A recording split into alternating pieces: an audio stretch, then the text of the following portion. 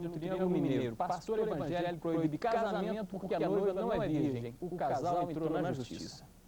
O casamento estava marcado para o dia 19 de dezembro. Porém, 10 dias antes de subir ao altar, o casal de evangélicos teve a surpresa desagradável. O pastor presidente convocou a gente para uma reunião e imediatamente foi tratado o assunto, falando que não haveria o casamento por causa que eu não era mais virgem. E simplesmente ele citou esse fato como se fosse o tabu do casamento. Envergonhada, a mulher prefere não mostrar o rosto. O noivo diz que um pastor chegou a anunciar o cancelamento aos fiéis. Quando teve na igreja, né? Então ele pegou e cancelou esse casamento na igreja. Nem o enxoval comprado com um ano de trabalho e os 300 convites enviados foram capazes de reverter a situação. O único jeito encontrado pelo casal foi levar a proibição às últimas consequências. O caso virou um processo aqui no Fórum de Uberlândia. O juiz pediu todos os documentos da Igreja Assembleia de Deus. E a decisão deve sair ainda esta semana, antes do casamento. O advogado do casal diz que a igreja não pode deixar de realizar o casamento na última hora. Se a igreja não tivesse aceitado marcar a realização do casamento, ela não teria nenhum compromisso. A partir do momento que ela aceitou, aí sim, juridicamente a igreja é obrigada a realizar o casamento. O pastor presidente da Assembleia de Deus em Uberlândia, Álvaro Além Sanches, não fala sobre o assunto e não aparece para receber a reportagem. Enquanto isso, os noivos aguardam a decisão da justiça, uma espera que alterna sentimentos de angústia e revolta. Me sinto, essa história humilhado, né? Por vítima de preconceito na igreja. Esse preconceito mostra que nós ainda vivemos na Idade Média em certos casos, hein? Chuva. Casaram-se no civil em Uberlândia, no Triângulo Mineiro, os noivos que foram proibidos de realizar a cerimônia na igreja evangélica. Tudo porque o pastor descobriu que a noiva não era virgem. O caso agora está sendo analisado pela justiça.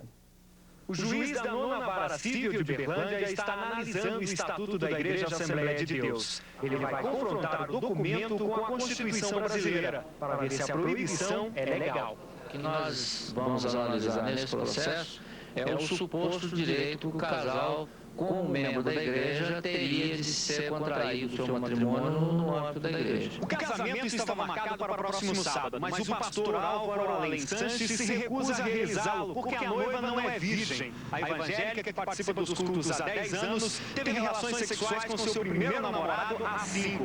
Uma amiga foi quem revelou a história. Na igreja, impera a lei do silêncio. O pastor não aparece e ninguém fala sobre o assunto. Apesar do cancelamento na igreja, Cleusa e Aldo casaram-se no civil. A cerimônia foi simples, só parentes e amigos mais próximos participaram. Diante do juiz, uma surpresa. A mulher, que escondeu o rosto por medo e vergonha, resolve falar abertamente sobre a atitude do pastor. Ele não mediu nem esforço para falar não a esse casamento, sabendo ele que ninguém tem essa autoridade. O casal confirma oficialmente o compromisso, mas não há comemoração. É que Cleusa sabe que ao enfrentar o pastor na justiça, deixou para trás o sonho de se casar na igreja. Vou guardar isso pro resto da minha vida, vou contar para os meus filhos de ser filho, sua mãe um dia lutou para realizar um sonho e não conseguiu. De qualquer forma, com o casamento no civil, esse caso, esse belo romance já começa a ter um happy end. Realmente isso é muito importante, hein? E já está em funcionamento a primeira turbina da hidrelétrica de Igarapava, no Triângulo Mineiro. A usina foi inaugurada hoje pelo presidente Fernando Henrique Cardoso. Chegou a 1h da tarde, acompanhado do governador Eduardo Azeredo. Fernando Henrique veio inaugurar a primeira etapa da usina hidrelétrica de Igarapava, na divisa de Minas com São Paulo. A usina de Igarapava surgiu para suprir a demanda de energia elétrica no país. A preocupação aumentou depois dos blackouts nas regiões Sudeste, Centro-Oeste e Sul. O presidente ligou a primeira turbina, que já está gerando 24 megawatts. Quando as outras 4 estiverem funcionando, Igarapava vai gerar 210 megawatts, o suficiente para abastecer 2 cidades com 500 mil habitantes. O presidente também falou sobre a importância da união do Estado e iniciativa privada. Graças a esse novo conceito de parceria, da capacidade que tem o Estado hoje de outorgar concessões em parceria ou não no setor privado, nós conseguimos efetivamente sacudir o Brasil nessa área energética. E o governador disse, e a Justiça obriga a Igreja Assembleia de Deus de Uberlândia, no Triângulo Mineiro, a fazer o casamento que foi recusado por um pastor. O motivo da polêmica, a noiva não era virgem. Exatamente uma semana depois de receber o pedido feito pelos noivos que tiveram a cerimônia religiosa suspensa pelo pastor Álvaro Além Sanches, afirmando que a noiva não era mais virgem, o juiz da 9ª Vara Civil de Uberlândia, Luiz de Oliveira, deferiu a liminar obrigando a Igreja Assembleia de Deus a realizar a cerimônia religiosa de Cleusa e Aldo. Segundo o advogado, o juiz, ao tomar a decisão, levou em conta que o Estatuto da Igreja não pode ferir o princípio constitucional de que todos têm o mesmo direito e deveres perante a lei. A Justiça finalmente corrigiu uma distorção social, um erro isolado de um pastor evangélico. O casamento está marcado para acontecer amanhã a partir das 20 horas nesta igreja no bairro Tibere. Mas mesmo com a decisão da Justiça, até o momento o pastor não se pronunciou se vai ou não fazer a cerimônia. O meio ambiente é tema de aula em escolas de Indianápolis, no Triângulo Mineiro. Como dever de casa, os alunos participam de mutirões de limpeza das cachoeiras, o que muda a rotina da cidade. Indianópolis, com 6 mil habitantes, fica a 500 quilômetros de Belo Horizonte. Nas ruas, a tranquilidade do interior permite uma boa prosa no banco da praça ou um joguinho de cartas. O pequeno município guarda riquezas históricas como a igreja de Santa Ana, construída em 1743, e o coreto da Matriz. Outro orgulho dos habitantes são os jardins, que dão charme ao centro da cidade. Mas de uns tempos para cá, a rotina dos moradores está mudando. É que uma preocupação que há muito tempo não existia já começa a tomar conta da cidade. A preservação do meio ambiente em Indianópolis já virou até matéria na escola. A aula é ao ar livre. A professora deixa de lado o quadro negro e passa noções de cuidados com a natureza. A gente tem poucas opções de lazer aqui nessa cidade. Então, as poucas opções que a gente tem, a gente deve manter e cuidar do que é nosso. No banco ao lado, seu Valdo, que passou pela escola há muitos anos, sabe que a grande ameaça para os rios da região são os banhistas. Todo mundo, onde é que bebe, ela já joga, onde é que come a deixa, não zela do lugar não. E é na hora da tarefa de casa, feita a 15 quilômetros da cidade, que os estudantes vão conhecer o que seu Valdo está cansado de encontrar. Nesta pequena cachoeira, muito lixo espalhado por todo canto. A ordem é limpar tudo e passar o que foi explicado a quem não se preocupa com o meio ambiente. Valeu a pena. Porque se nós não preservar, vai acabar. Daqui pra frente, quando as pessoas vierem aqui e forem jogar algum lixo no chão, vão pensar 2 vezes antes de fazer isso. A gente pretende, com esse evento, é despertar na juventude a importância da preservação desse recurso natural. Valeu a pena. A polícia de Uberlândia, no Triângulo Mineiro, ainda não tem pistas da mulher que raptou um bebê recém-nascido do Hospital São Francisco, no centro da cidade. Por volta das 4 horas da tarde, uma mulher de aproximadamente 30 anos, branca, usando óculos, entrou neste hospital do centro de Uberlândia sem chamar a atenção dos funcionários e da segurança. Neste quarto, 3 mães com bebês recém-nascidos. A mulher, que entrou aqui vestida de branco e se dizia enfermeira, pediu um dos bebês a uma das mães e desapareceu com a criança. A dona de casa, Galciene dos Santos, mãe de Aline, que tinha apenas 5 horas de vida, está desesperada. O diretor clínico do Hospital São Francisco não quis comentar o assunto. O Hospital São Francisco não controla a entrada de pessoas na portaria. Esse já é o 3º rapto de crianças no estado neste ano. Queda na safra do café no Triângulo Mineiro tem preocupado produtores e comerciantes. Araguari tem cerca de 100 mil habitantes. A principal fonte de renda vem dos 280 mil hectares de café. E apesar de problemas do clima em 98, o município colheu 600 mil sacas. Mas para 99, a expectativa não é animadora. É que no meio do ano, os produtores devem colher apenas 280 mil sacas, menos 60%. Segundo os cafeicultores, essa queda é normal de uma safra para outra. Mas a notícia da queda já está deixando em pânico o comércio local. Eleutério Trevisan planta café há 16 anos. Ele sabe que o lucro diminui e que a repercussão direta da baixa colheita não é das melhores. Ela repercute, no modo geral, mais no comércio. Porque aonde o trabalhador braçal ganha o dinheiro, ele vai gastar. Se ele não tiver onde ganhar, ele não tem onde gastar. Muito obrigado, Rodrigo. E eu vou te contar uma história incrível que aconteceu em Uberlândia. Um pedreiro é dado como morto. Só que na hora do enterro se descobre que o morto, na verdade, é outro. O pedreiro Carlos Roberto Gomes literalmente nasceu de novo. Eu nunca esperava que isso acontecesse comigo. E não quero que aconteça isso com ninguém. Sozinho em casa, ele consertava o telhado, quando se desequilibrou e caiu. Como sentia muitas dores, foi ao pronto-socorro. Os médicos resolveram interná-lo. Foram 3 dias no hospital da universidade. A mulher e os 3 filhos estavam na casa da sogra. Por isso a dificuldade do pedreiro em mandar notícias. E quando conseguiu, um vizinho entendeu mal a história. O vizinho ao lado da minha casa que avisou que o marido estava morto em medicina. Marlene foi ao hospital e reconheceu o corpo de um indigente como sendo o marido. Abriu a gaveta, eu vi que era ele, pronto, peguei na cabeça. É igual, é idêntico com ele. Traços, assim, que você reconheceu? Pelo cabelo, pelo rosto, mas foi pelo assim, cabelo, assim, da cor dele. Já estava tudo pronto, a funerária traria o corpo. Amigos e vizinhos estavam aqui na porta aguardando. Enquanto isso, Carlos teve alta no hospital, pegou uma carona e veio parar em casa vivo. Um susto para todo mundo. A gente pensava que ele estava morto, né? E quando a funerária veio, arrumou tudo, daí quando a gente menos espera, ele desceu da ambulância aqui. Agora, a família quer esquecer a história e o Carlos voltar a ter uma vida normal. Agora está tão complicado que eu não posso sair na rua. Sai na rua, fica tudo doido de mim. Olha lá, ele morreu. O Carlos morreu. Ficou ruim, né? Até pegar serviço aí. Eu vou pegar o serviço e falar, não, mas você morreu. O incrível é que nem a mulher nem os vizinhos reconheceram o morto vivo. O Jornal Rede Cidade fica por aqui. Nós vamos voltar amanhã ao meio-dia com mais notícias. Outras notícias locais você acompanha. Uma deficiente física de Uberlândia, no Triângulo Negro, luta há 4 anos para se aposentar por invalidez. Mas o INSS negou o benefício de um salário mínimo por mês.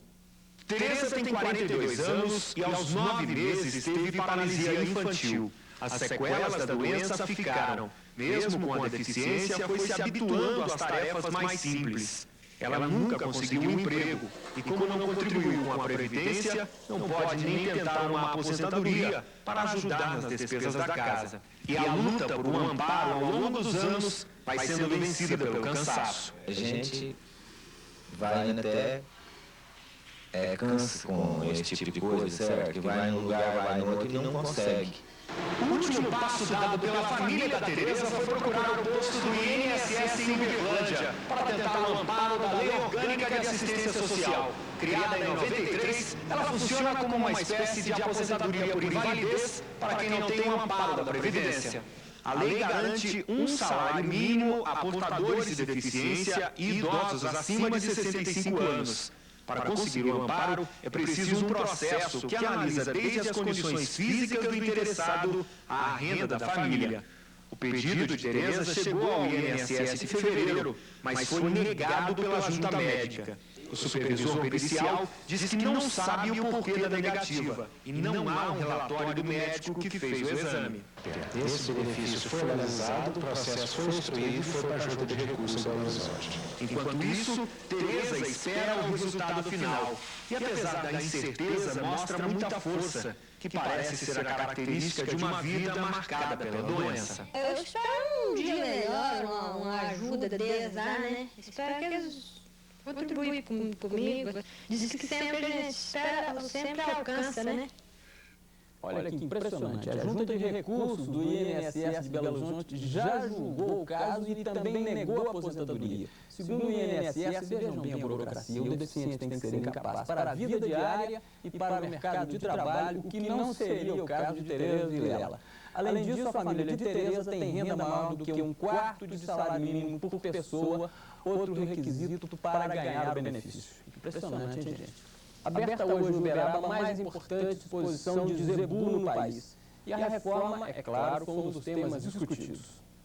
Os criadores sabem que a Expo Zebu é a melhor do país, tanto que há 6 anos ela atrai criadores de outros países. Na cidade onde o zebu é moeda forte, a venda de animais significa cifras grandes. Na Expo Zebu de 98, por exemplo, uma vaca chegou a ser vendida por R$197 mil.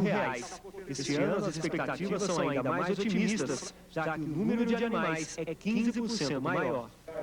A feira internacional movimenta milhões de dólares e reúne pessoas de todo o país. Mas no dia da abertura oficial não foi nenhum animal premiado ou um negócio milionário que eles representam o centro das atenções. O que chamou a atenção aqui foi o encontro entre o governo federal e estadual. E a não ser pela troca de algumas palavras no início da solenidade, o vice-presidente e o governador de Minas permaneceram calados. O gelo de Itamar Franco começou no início da manhã, quando ele não apareceu no aeroporto de Uberaba para receber Marco Maciel. Quem acabou recebendo o vice-presidente foi outro visitante, o ministro da Agricultura, Francisco Turra. No Parque de Exposições, a reforma agrária deu o tom dos discursos. Eu acho que nós somos um país continental. Não dá para se fazer reforma agrária de forma centralizada na União. Tem que delegar para os estados e estes para os municípios. Acabei de determinar as autoridades mineiras, tanto a Polícia Militar quanto a Polícia Civil. Nós queremos diálogo, vamos fazer tudo através do diálogo, mas nenhuma autoridade mineira vai conversar com quem estiver encapuçado. A zebra não pintou na festa, a festa foi só do zebu mesmo. Pela informação que eu tenho da TV Paranaíba, de Uberlândia e Itamar, e o ministro Pimenta da Veiga se ignoraram totalmente. É mais um episódio da guerra entre o governo de Minas e o governo federal. Começaram a ser queimadas hoje plantações de laranja em Monte Alegre, no Triângulo Mineiro. Elas estavam contaminadas pelo cancro cítrico, uma doença que já atingiu 4 cidades na região. A operação reúne agentes do IMA e do Fundo Paulista de Defesa da Citricultura, mantido por produtores de São Paulo e do Triângulo Mineiro. Eles se preparam para destruir um foco do cancro cítrico, encontrado no município de Monte Alegre de Minas. A doença, causada por uma bactéria, provoca lesões e a queda das folhas e frutos. Não tem cura e é bastante perigosa pela facilidade em se espalhar pelas culturas. Essa contaminação ela ocorre na propriedade por descaso do produtor com material de colheita. Esse material vem de outras regiões, tá certo? Ele não faz uma desinfecção adequada, ele joga o material no meio da quadra e o que ele vê naquela hora é só a colheita. Ele não pensa em medida preventiva. Para entrar e sair na fazenda onde foi descoberto o foco, é preciso de um banho com antibactericida. Todo cuidado é pouco para não acabar disseminando o cancro cítrico.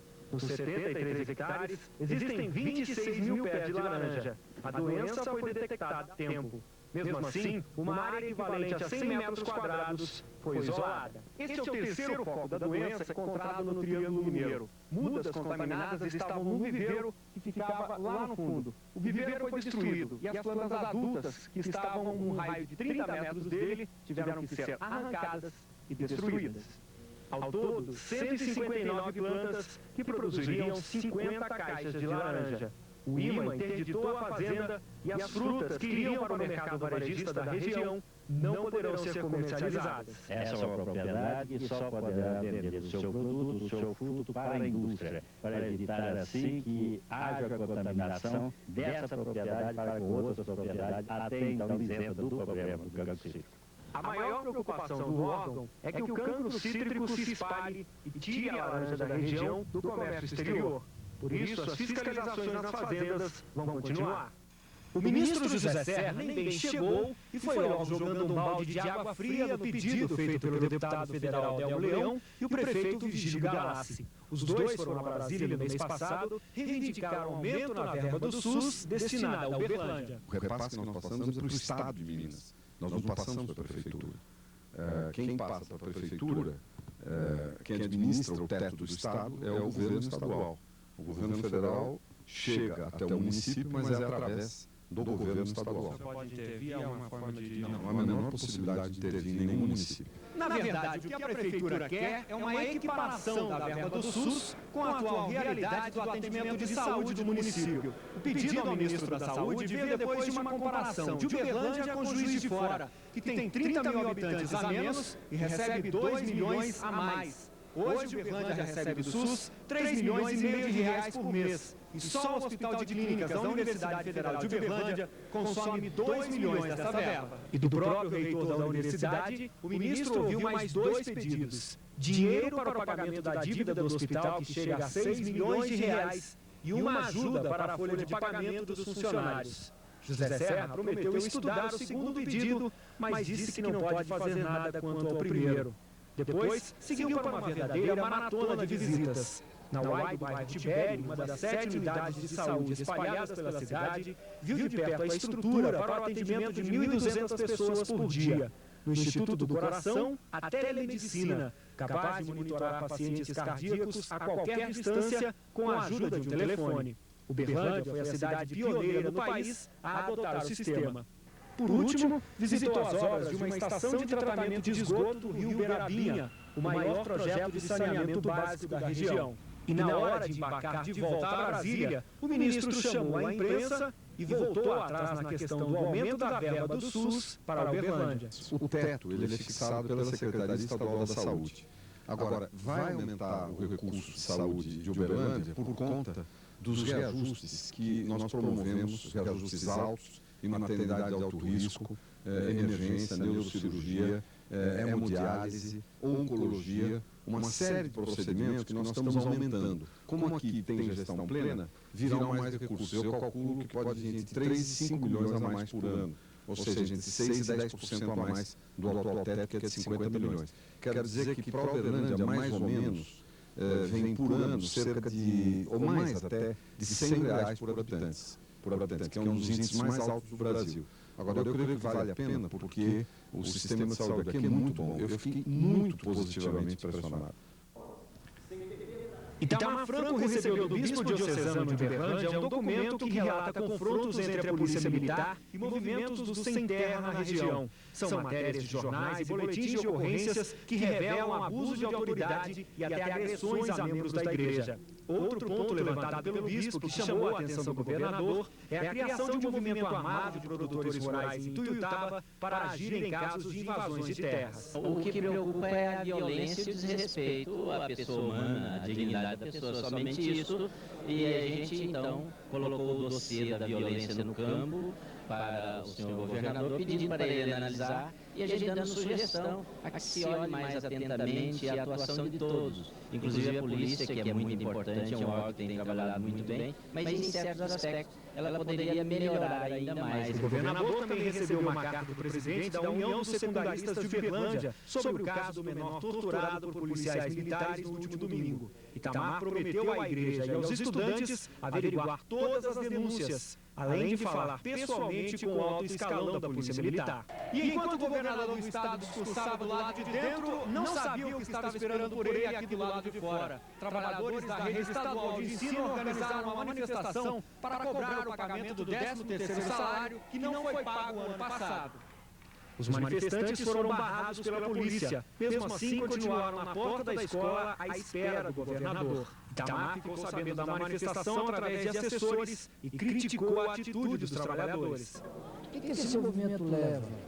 Quando não há compreensão do governo que diz com honestidade que não tem como pagar, que é preciso pagar primeiro a folha de pagamento, que quer pagar a 10%, que não é meu, que era do outro, mas que esse movimento nos obriga também a fazer uma meditação que muita gente quer, que a folha de pagamento é uma folha que consome 78%. Será que essa gente faz esse movimento, quer que eu os dispense para que a folha se torne menor e menor ela se tornando eu possa pagar? Depois resolveu conversar com uma comissão dos manifestantes. Na saída de uma manobra do cerimonial do governador, conseguiu evitar o encontro dos trabalhadores com Itamar, que tentou ainda falar com a multidão, mas desistiu. O famoso Serviço de Proteção ao Crédito. Operação Café combate a ação de assaltantes em Araguari, no Triângulo Mineiro. Essa foi a saída encontrada para tentar reduzir o alto índice de roubos do produto na cidade.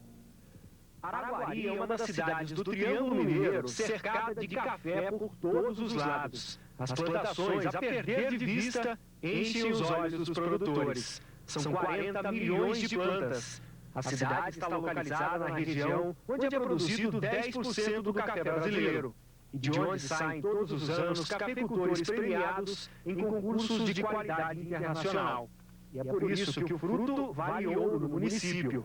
As sacas com grãos beneficiados são guardadas como verdadeiros tesouros nos galpões das cooperativas. Nos últimos dias, a cotação da saca de 60 quilos chegou a R$ 170. Assim, não é difícil encontrar produtores com algumas histórias de roubos para contar. Nós já tivemos casos em que a pessoa foi na lavoura e cortou o pé e levou o pé inteiro. Há casos em que o produtor teve fruto apanhado, a pessoa foi lá e simplesmente apanhou 10, 20 pés da lavoura e levou isso. Há casos em que o café que estava secando no terreiro, estava sendo preparado, também foi levado. E em menores proporções, mas com valores mais significativos, ocorrendo também em cafés já preparados, já prontos para venda e estocagem. E esta ousadia dos ladrões fez com que a Associação dos Cafeicultores da cidade procurasse a ajuda da polícia. Nós não tínhamos outra alternativa a não ser fazer esse encontro com o comandante da companhia para tentar achar uma solução. E é quando cai a noite que começa o que os militares chamam de Operação Café. O armamento usado por eles é pesado. E é daqui do batalhão que eles vão sair para fazer a ronda nas fazendas da região. Até as plantações, eles rodam alguns quilômetros. Nas estradas de terra, a velocidade é moderada. O carro passa pelas porteiras e anda até no meio do cafezal. E a qualquer movimento suspeito, os policiais estão prontos para entrar em ação. No final das rondas, todos os pontos visitados são anotados, uma espécie de prestação de contas do itinerário. A Operação Café deve ir até o final de agosto, quando termina a maioria das colheitas. Se a PM está muito mal em Raposa, aqui na região de Nova Lima, ela merece os parabéns por essa Operação Café no Triângulo. Mais notícias depois do intervalo. E olha que notícia interessante. Em Uberlândia, no Triângulo Mineiro, os moradores ajudam no combate ao fogo. E o Corpo de Bombeiros faz um alerta. Os incêndios podem ser facilmente evitados. Na sexta-feira à noite, o fogo destrói um ferro velho no Jardim Brasília. Os bombeiros desconfiam que o incêndio foi criminoso. No sábado, outro susto. Um descuido de um morador com botijão de gás deixa a cozinha desta casa, no centro da cidade, completamente destruída. Mas para os bombeiros, o pior inimigo dos últimos dias é o fogo em terrenos baldios, fazendas e as margens das rodovias. O mato seco e o tempo se transformam em dor de cabeça para os militares. De acordo com os bombeiros, a umidade relativa do ar, constantemente baixa nessa época do ano, é a principal causadora dos focos. Segundo os bombeiros aqui de Uberlândia, só nesse final de semana, 7 incêndios foram registrados na zona rural. Para compensar o efetivo reduzido, principalmente no combate a incêndios fora da zona urbana, os bombeiros agora contam com a ajuda dos próprios moradores do local. Incêndio, geralmente na zona rural, são incêndios de grandes proporções. O Corpo de Bombeiros remete para aquele local bombeiros, soldados, sargentos, bombeiros, e esses sargentos, juntamente com a população ou com os empregados daquela fazenda ou daquela área que esteja queimando, nós estamos fazendo um trabalho de combate a incêndio. E apesar dessa parceria ter dado bons resultados, os bombeiros alertam que o melhor mesmo é prevenir. Tentar fazer uma área de acero nos terrenos na zona rural, tá? Possibilitando aí aquele incêndio que vem, por exemplo, da faixa de domínio ou de outra fazenda, não passa para a fazenda vizinha. Tá? Tentar aí nos lotes internos de Uberlândia, deixá-los sempre limpos, tá? E capinados, evitando aí que o fogo possa atingir aquele terreno. E começa amanhã em Belo Horizonte a 5ª edição da Casa Cor. Este ano é na Pampulha. Eu conversei com o João Grilo,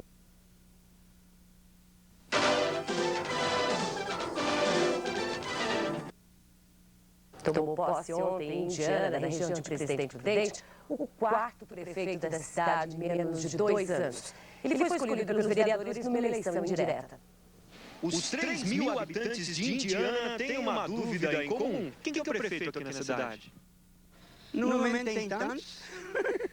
A confusão começou no ano passado. O prefeito foi cassado por crime eleitoral. Assumiu o vice, que morreu um mês depois. O presidente da Câmara tomou posse. A oposição não gostou e pediu uma nova eleição. O Tribunal Regional Eleitoral acatou o pedido dos partidos de oposição